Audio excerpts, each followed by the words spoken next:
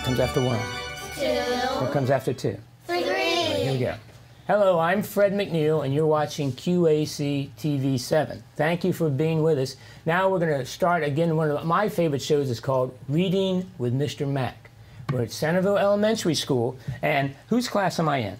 Miss Reburn. Miss Reburn. And what grade are we in? Second grade, all right? And we're going to come here every week and read some stories, and we might even sing a song or something, all right, and have a good time. And you guys all ready for Christmas? Yeah. All right, Santa's coming soon, okay? All right, now how about today we start off with the 3 little pigs. Is that good? Yeah. All right, let's give it a try. All right, good seats. All ready to listen? Okay, the 3 little pigs.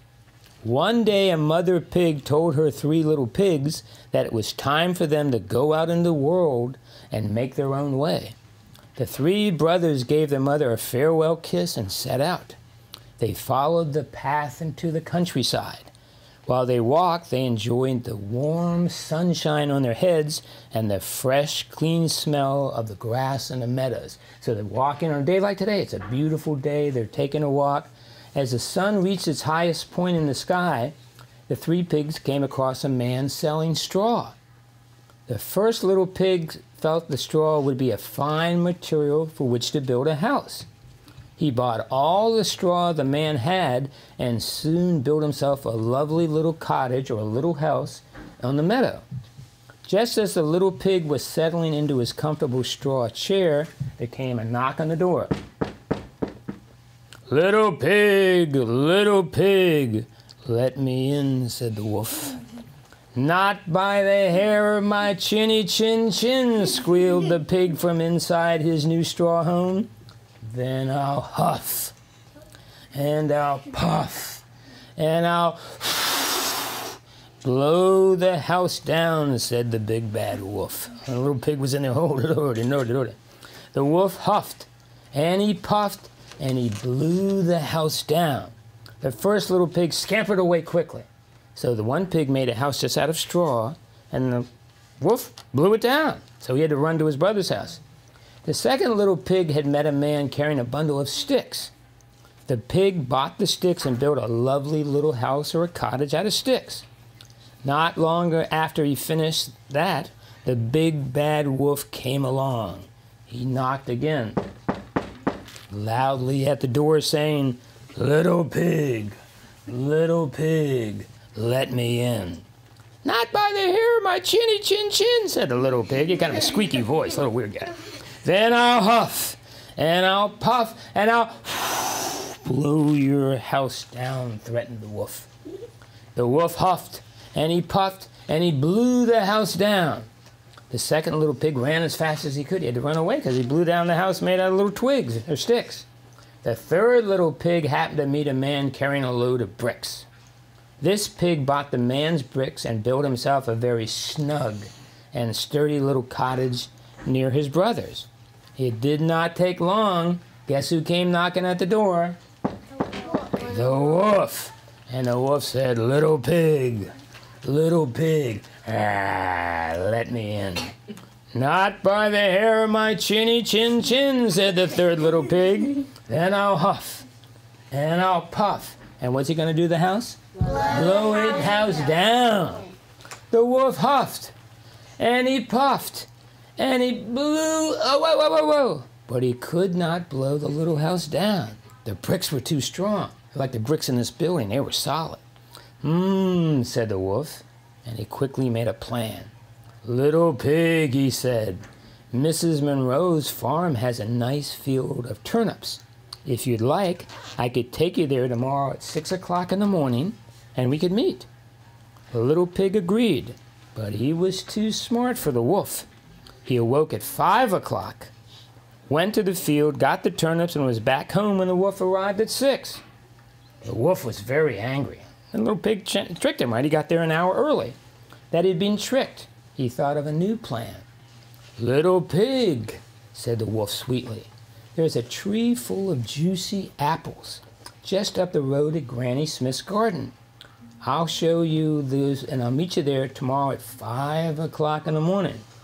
Well, the little pig woke up at 4 o'clock in the morning and hurried off to find the apples. The wolf also awoke at 4 o'clock and went to the garden to wait for the little pig. Just as the wolf thought, the pig was already carrying some juicy red apples down the tree when he arrived. The little pig was frightened. The wolf came close and called up to him. "My, you are here mighty early," said the wolf. "How are the apples?" "Delicious," answered the pig. "Why don't you stand back and I'll throw a couple to you?" The little pig threw the apples as far as he could. He threw it so far away that he was able to scoot down the tree and run away. The little pig was safely home before the wolf found the apples he had thrown. Back at the brick house, the pig made applesauce, and apple pie is my favorite, and still had plenty of apples left to eat. Not being one to give up, the wolf went back to the little pig's house the next day. "Little pig," said the wolf, "there's a fair in town tomorrow, like a carnival. Let's go together, and I'll come by for you at 3 in the afternoon." The pig agreed, but of course he went much earlier. He wanted to be at home before the wolf came. The little pig was on his way home when a barrel he had won at the fair, he won like a barrel, like a prize, okay? When he saw the wolf approaching, the smart pig crawled into the barrel. He actually hid in the barrel. He rocked it back and forth and tipped it over and began rolling down the hill, coming right at the wolf. The barrel with a little pig inside headed right at the wolf. This frightened the wolf so much that he ran home. The next day, the wolf knocked at the pig's door again.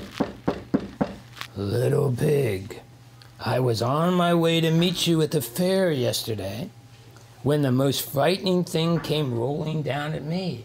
A barrel almost ran me over." The little pig laughed. "Ha, ha, ha, ha. I'm afraid it was I that frightened you. I was hiding in the barrel." The wolf was very unhappy to hear this. "Little pig, I'm going to eat you for dinner tonight. I could not blow your house down, and I could not trick you, but now I will certainly come down the chimney and get you." Just like Santa Claus comes down the chimney, the wolf's going to try to sneak down the chimney to get the pig. The little pig had hung a pot filled with water over a fire, okay? And the water was boiling. The wolf tumbled down the chimney right into the boiling water. Ah! The pig quickly put a lid on top of the pot, and that was the end of the big bad wolf. Later that evening, there was a knock at the little pig's door. It's a well-used door. He was relieved to find his 2 brothers standing there.